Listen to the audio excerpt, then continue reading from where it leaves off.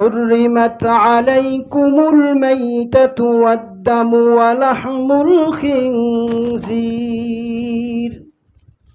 وما أهل لغير الله به। আল্লাহ তাআলা বলেন, বান্দারে, হুররিমাত আলাইকুমুল মাইতা ওয়াদ্দাম, ও বান্দাবান্দি, আমি আল্লাহ তাআলা তোমাদের জন্য হারাম ঘোষণা করলাম মৃত্যু, জানোয়ার এবং রক্ত। রক্ত কি খাওয়া যায়? কুরবানির রক্ত না। রক্ত যেমনি হারাম, মৃত্যু জন্তু, মৃত্যু জানোয়ার এটাও হারাম। আল্লাহ তাআলা বলেন ওয়ালাহমুল খিনজির, এবং শুকরের গোশত খাওয়াও হারাম। আল্লাহ তাআলা বলেন ওয়ামা উহিল্লা লিগাইরিল্লাহি বিহি, আর যেই সমস্ত বস্তু, যেই সমস্ত জানোয়ার আমি আল্লাহর নামে বাদ দিয়ে অন্য কোনো দেব দেবীর নামে জবাই করা হয়, ওই জন্তুটা খাওয়াও তোমাদের জন্য আমি আল্লাহ তাআলা হারাম ঘোষণা করে দিলাম। বন্ধুগণ, এই যে অন্য ধর্ম অবলম্বন যারা করে, তারা কিন্তু আল্লাহর নামে জবাই করে না, তাদের দেব দেবীর নামে পূজা করে।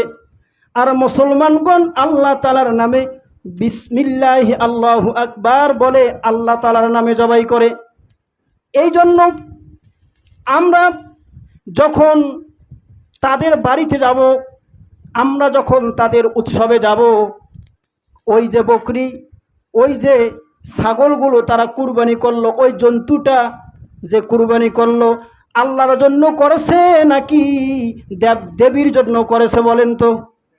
তাহলে দেব দেবীর জন্য যদি করে, আর আপনি মুসলমান হয়ে আপনার বন্ধুর বাড়িতে গেলেন উৎসব করার জন্য, ওই বন্ধু বলল একটু খাওয়া করো, আর আপনি খেতে গিয়ে দেখলেন যে মুরগির মাংসটা রান্না করেছে, যেই গোস্তটা রান্না করেছে, ওই গোস্তটা আপনার জন্য কিন্তু হালাল নয়, আপনার জন্য হারাম, আপনার জন্য খাওয়া জায়েজ আছে।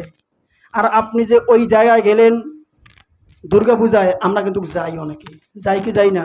বন্ধু দাওয়াত দিয়েছে, যাইতে হবে, মিস করা যাবে না, একটা সামাজিকতা আছে না? ও ভাই, এই সামাজিকতা কোথায় যায়? আমরা মুসলিমরা যখন ঈদের জামাত নামাজ পড়ার জন্য ময়দানে যাই, তখন কি কোনো হিন্দুর ছেলে বা কোনো হিন্দু বা অন্য ধর্ম অবলম্বন করে তারা কি নামাজ আদায় করার জন্য আসে নাকি? বলেন। অথবা আপনার বন্ধুকে বা আপনার বান্ধবীকে কি ঈদের জামাতে শরিক হওয়ার জন্য বলেন নাকি? নাকি রমজান মাসের মধ্যে তারা এইটা বলে যে আমার বন্ধু এই যে 30টা দিন সিয়াম সাধনা করলো, আমিও আমার বন্ধুর মহাব্বতে একটা সিয়াম দেই, একটা রোজা পালন করি, করে নাকি? কুরবানির সময় তারা কি একটা বকরি কুরবানি করে? মাঝে মাঝে মনে হয় হজ করতে যায়। আপনি কেন যান? আমার সন্তান কেন যায়? আমার সন্তান কোথায় যায়? আমার মেয়ে কোথায় যায়? ওই দিন তোমাকে কিন্তু স্মরণ রাখতে হবে, খেয়াল রাখতে হবে, কারণ এই সন্তান যেমনিভাবে আপনার জন্য জান্নাতের কারণ হবে, আবার এই সন্তান কিন্তু জাহান্নামেরও কারণ হতে পারে। যেমন আল্লাহ তাআলা বলেন ইন্নামা আমওয়ালুকুম ওয়া আওলাদুকুম ফিতনাহ, তোমাদের ধন এবং সম্পদ, তোমাদের সন্তান সন্তানাদি, এগুলো তোমাদের জন্য ফিতনা। এই জন্য আমাদের উচিত আমাদের ছেলে সন্তান যেন ওই জায়গায় কি না যায়। বুঝতে পেরেছেন ভাই? তারা তো আসে না, আমরা কেন যাব? আবার তারা দলিল দেয়, আল্লাহ তাআলা তো বলছেন লাকুম দীনুকুম ওয়ালিয়া দীন, ধর্ম যার যার, উৎসব নাকি সবার? ঠিক নেই। লাকুম দীনুকুম ওয়ালিয়া দীনের ব্যাখ্যা কি এইটা নাকি যে ধর্ম যার যার, উৎসব সবার? তাহলে বলবো নাকি? বলবো চাকরি যার যার, বেতন কিন্তু সবার। স্ত্রী যার যার, বউ কি সবার? সবার সবার নাকি? আপনি টাকা কামাই করবেন 1 মাস ধরে, আবার বেতন শেষে সবাই বলবে আমার। আরে এমন জ্ঞান পাবি তোমরা, আল্লাহ তালার আয়াতকে তোরা বিকৃতি করিস, এমনভাবে অপব্যাখ্যা করে লাকুম দিনুকুম ওয়ালিয়া দিন।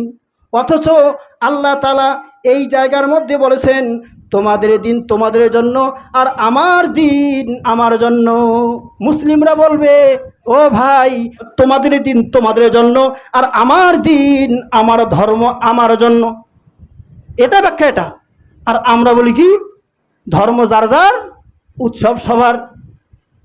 তাহলে তারা তো আমাদের কুরবানির দিন কোনো দিন কুরবানি করে নাই, তারা তো আসে না ময়দানের মধ্যে, নামাজে আসে না, আমাদের কোনো উৎসবে তারা কোনো দিন করে না।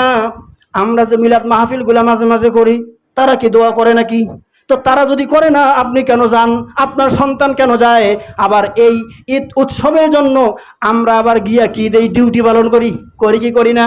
সব কিছু আল্লাহ তাআলা বলেছেন ইন্নাল্লাহা লা ইয়াগফিরু আন ইউশরাকা বিহি ওয়া ইয়াগফিরু মা দুনা যালিকা লিমান ইয়াশা ওয়া মান ইউশরিক বিল্লাহি ফাকাদ ইফতারা ইসমান আযীমা।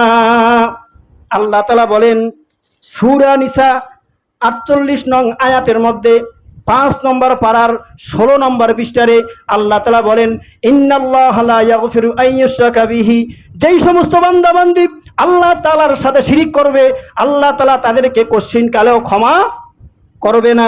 আল্লাহ তাআলা বলেন ওয়া ইয়াগফিরু মা দুনা যালিকা, আর এই শিরিক ব্যতীত তোমার যতগুলো গুনাহ থাকুক না কেন আল্লাহ তাআলা যদি চায় লিমান ইয়াশা, ওই বান্দা বান্দীকে আল্লাহ ইচ্ছা করলেই মাফ করে দিতে পারেন। সুবহানাল্লাহ।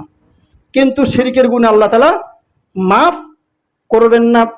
এইভাবে আল্লাহ তাআলা বলেন ওয়া তাআওয়ানু আলাল বিররি ওয়াত তাকওয়া ওয়া লা তাআওয়ানু আলাল ইসমি ওয়াল উদওয়ান।